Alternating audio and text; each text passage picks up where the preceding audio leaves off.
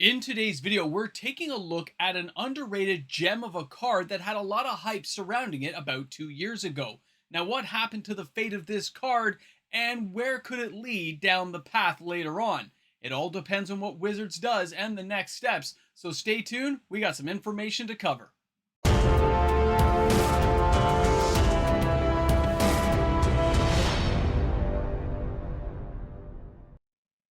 What happens when the anticipation for a new card being shown doesn't pan out? When the idea of the card is solid, but it fails to attract the attention after the hype wears down? Well, in today's video, that's what we're here to discuss, and if there are any missed opportunities for some of these underrated gems that could go ballistic later on, allowing players and Wizards of the Coast to cash in. Welcome back, everyone. MTG Moxman here. Thanks again for hanging out with me on my channel today. And we're discussing, that's right, I said it, it's going to be Urza's Workshop. The thing didn't go anywhere, but we got to discuss what's happening with this card. I'm putting it up there just so you guys can take a sneak peek at what we're going to discuss. Now, if you look at the videos I'm sharing with you on the screen, we're talking Commander Quarters, Good Morning Magic, going down this list, Heroes of Legends. There's amazing content creators out there, and a lot of these people were talking about this amazing card. So what happened to the workshop? And is there a chance it's going to become something a lot bigger somewhere down the road? It doesn't have to be today. It has to be a seed that you plant, and eventually it's going to grow into something and pay off. It could be decades from now. It could be as little as 3 or 4 years from now. We don't know how Wizards of the Coast actually does their outtake planning, but we do know that these ideas can take a long time to flourish, or it's a way of keeping, their powder dry in case they have to come up with something pretty amazing pretty fast. And in that case, you can look to cards like Yawgmoth, the Tomb of Yawgmoth, right? And you can also take a look at Yavimaya, Cradle of Growth. Those two cards and that part of a cycle, those cards aren't that expensive yet, but if more of those cycle cards become completed, we are going to see an entirely different beast of a land cycle and a value point that Wizards of the Coast will be able to cash in on. So where does that leave us now, teasing us along to a card like the Workshop? Let's take a closer look at it here, and let's understand exactly what this card is and what it is not, so you have a better grip on if this is a card you think will go up in value. And of course, I'll give you my opinion as we go along. Urza's Workshop. It is a land Urza.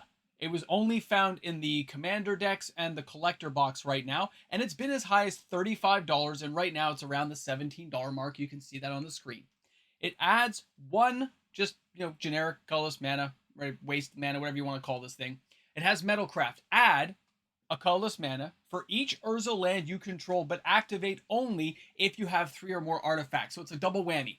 It's not as much of a bonus card as people think when they first look at it. You got to have 3 artifacts in play, and you have to have all kinds of Urza lands in play. So right away, we know a card like this has stipulations and rules limiting the power level, the potential power level of this card. But can you go past it? Can players find ways to get around it? Well, we do know that artifacts are very inexpensive to get out there, aren't they? They don't cost an arm and a leg to get a 0 casting cost artifact, especially if you're playing Commander or playing another format that involves all kinds of crazy artifact combinations. Now, in Standard, this isn't going to be a big thing. It's not going to do anything because this was in Commander. It hasn't been rotated into Standard. But cards like Mox Opal, Mox Amber, there are potential inside Commander, which is why they put it there. It is there as a hi. What do you think of me? It was eye candy. And that's what all those other content creators were latching onto, myself included at the time. But those 2 stipulations still stand. The Urza's lands, as well as the 3 artifacts. I know, move on, Moxman, move on. So, we have lands like Urza's Saga, okay? The Urza Saga is an enchantment land. Now, don't forget, these things about enchantment lands, this is like the second one, like this is the first one, the second one being Valvalgos Lair. Keep those enchantment lands in your mind as well, as a bonus kind of thought, because those may become something really big down the line. Again, more powder. If you start looking and getting the tinfoil hat on, you can see the potential possibilities of what Wizards of the Coast is trying to do when they are trying to seed value into future sets. So when we keep going along, we have old cards like the Urza block power plants and stuff, and those are amazing cards, don't get me wrong. Those are the old Tron ones that we remember playing with way back in antiquities. And of course, they've been reprinted multiple times. They're not in themselves really expensive anymore because of how many times they've been reprinted. They get used in Eldrazi Tron all the time. And these lands, they offer a certain amount, which is already by themselves. But when you look at that potential with the Urza's Workshop, now number one, again, the two stipulations are going to hold you back. They are. So the value right now at $17. I'll tell you right now, it doesn't look like it should be worth that much money, does it?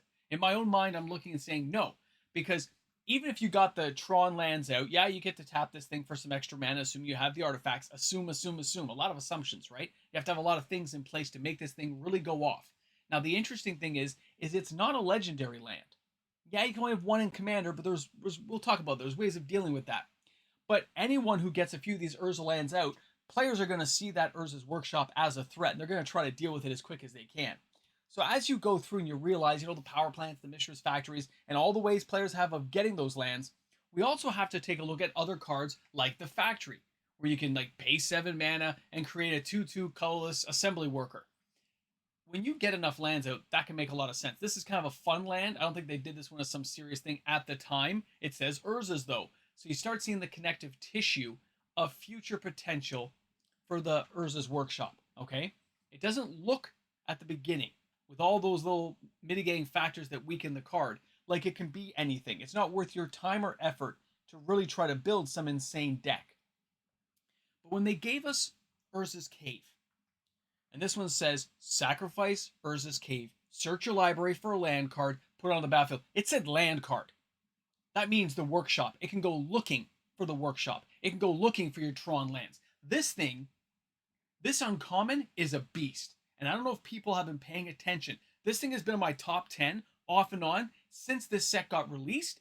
And the trending value of the card continues to go up. So hopefully you bought some when it was like $1.50. I think it's like $4 or $5 now. It's actually it's been climbing in value considering it's an uncommon. But there's a lot of people out there picking up this card. Now, moving past that, let's not forget that the reason this card was created is we have the Mishra's Workshop, right? The Brothers' War, the whole thing of antiquities back in the day, and this is a reserve list card. It says, tap to add 3 colorless mana to your mana pool. This mana can only be used to cast artifacts. And you can see the, of course, like-minded thoughts of Urza's Workshop versus Mishra's Workshop, except for there's no stipulations. There's no drawbacks. It just taps to add 3 colorless mana. This thing is a colorless Black Lotus land that just messes you up in artifact decks. And of course, we had a lot of artifacts back in the day, and this was a linchpin to so many decks. It was insane. And before there was rules, we used to play with 4 of these. So you can see how things could have gone and how quickly with things like the Candelabra of Tawnos. It got pretty disgusting very, very quickly. Now, the second part of this, though, is the take on the Tolarian Academy. Add 1 to your mana pool for each artifact you control. Well, the Metalcraft makes it activate, but we have to have Urza lands, which can be, of course, substituted for artifacts, into play. So if we have 6, 7, or 8 of these Urza lands, then we've got 8 mana potential. Now, of course, with Tolarian Academy, it's a much more broken card, and this seems like a nice moderated piece of creative construction.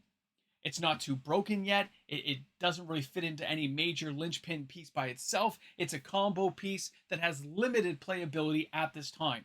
But we're here to talk about the potential. Could they create more, or are they just teasing us along right now? Well, really, honestly, I think it's a bit of both. I think they want cards like this for future value to pack into later sets, but they are going to slowly drag out that value so we can see the potential ourselves and make us want to pay the higher price point when this thing becomes a ballistic card, if they ever decide to do it. Remember, they don't have to pull the trigger. They can just drag us along, teasing us. Because the idea of what some of these decks could look like, Wizards of the Coast knows they need to drag some of the idea thought process out a lot longer to make sure that any new card they create doesn't truly get broken too quickly. And I know, and I understand, in a lot of people's opinions, Wizards does not do enough R&D to make sure that that already is a limited thing, because we've seen cards like Oko come along once upon a time that are just too broken and have to be banned. But I'm telling you, I believe they do have some kind of process in place to make sure that the idea itself slowly gets born over a very long period of time, allowing for power creep of other card combinations to move along with it, so we don't always notice this giant sudden shift in how powerful decks can become. So a card like Urza's Workshop, well, right now looks like a small piece to a very large puzzle. If they start giving you one or two more Urza lands in the next couple of years, maybe add in a few things that can tweak it, well, you can see where they can go. And they're not done like teasing us along. If you take a look at this one here, and this is a recent addition, right? Commander, Modern Horizons 3, copy land. It's a 50-cent common, okay? Rare. It's nothing huge here, guys. But when we look at the card, for 1 blue and 2 other, you may have copy land enter the battlefield as a copy of any land on the battlefield, except it's an enchantment in addition to its other types. So there's ways it can copy other potential cards you need. So even if somebody's wrecking your Tron stuff, you can copy that Urza land with this. And it doesn't cost a lot, does it? It easily would fit into what you're trying to build. Now, this is just an idea. Most people would see a 3 casting cost. They don't see much of it. But we all know there's lots of ways of getting enchantments. There are commanders out there that when they come into play, let you search for all kinds of crazy enchantment cards. This could be one of them. Now, the other idea is cards like, of course, Vesuva. This card, of course, has been around for a while. Nothing new. Been reprinted, so it's not going to be a giant spike in price. But the idea of the card still stands, and that is you can have it enter the battlefield tapped as a copy of any land on the battlefield, just like copy land, right? You can see where you may be able to copy cards and get real mana ramp going to create truly busted combinations of mana. And of course, the last card I want to mention here is going to be Echoing Deeps, because Echoing Deeps, when it comes into play, you can have it enter as a copy of any land that's in your graveyard. So even if an opponent finds a way of blowing up your land, they got a strip mine, they have some way, they're giving you the possibility of bringing that card back. And there are other factors and other cards that can do the same thing. I'm mentioning this strictly because these are possibilities. And that possibility leads us to the end part of this video, the finale, the wrap up, the conclusion. Well, we can enjoy looking at Urza's Workshop and the potential of a card like this to be something truly larger than what it is right now.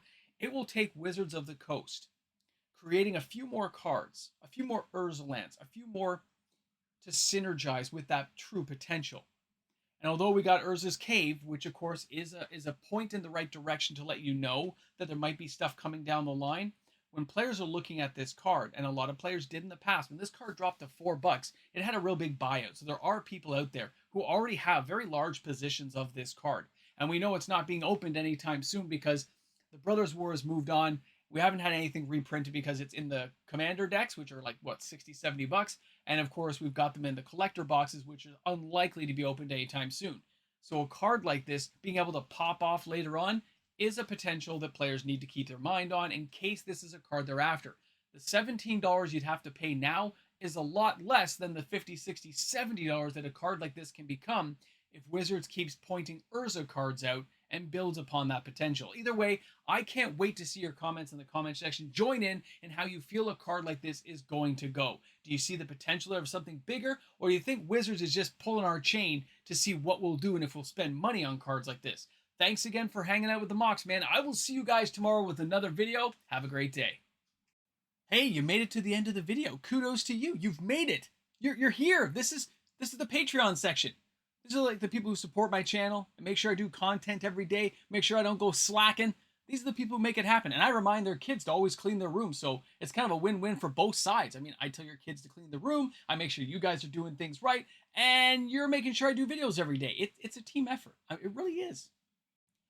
You know what the problem is? I love the idea of cards like this. I love the idea. I like where they've taken aspects of cards, put them together. I'm sure there'll be people in those comment sections that are going to say I missed stuff. There always are going to be things that I miss stuff. This isn't a career path. This is fun, and it should be fun. It should be a good time for everyone, and my coffee tells me that I had a pretty good time making this video. I like the potential of cards like this. I like the idea. And the thing that gets me is I know how companies like this are going to think long term. I deal with them all the time. Their forecasting is not 1 or 2 years out, it's 20 years. They are looking beyond what the short-term player lifespan is to drag in the larger player base who stick around for the 10, 15, 20 year plus. They're the ones who see those gains over time, which is why you want to embed a larger player base. You want to get them involved so they can see like, oh, that card came around. I can't wait to play with it. I've been having these cards for like 10 years. That's where it goes. It's kind of scary to think about, but you want those players sticking around. Sometimes you gotta throw them a little bit and say, here's an amazing card you want. This is why you don't leave our game. Or at least you'll keep buying the cards because it's amazing and it's a high value target. High value target. Anyway, thanks a lot for sticking around to the Ramble Jamble. Thanks a lot for watching me drink coffee. Yeah, I shouldn't have slugged that much back, but it was so good. And I'll see you guys tomorrow. Don't worry. We're back here every day. We're a team effort.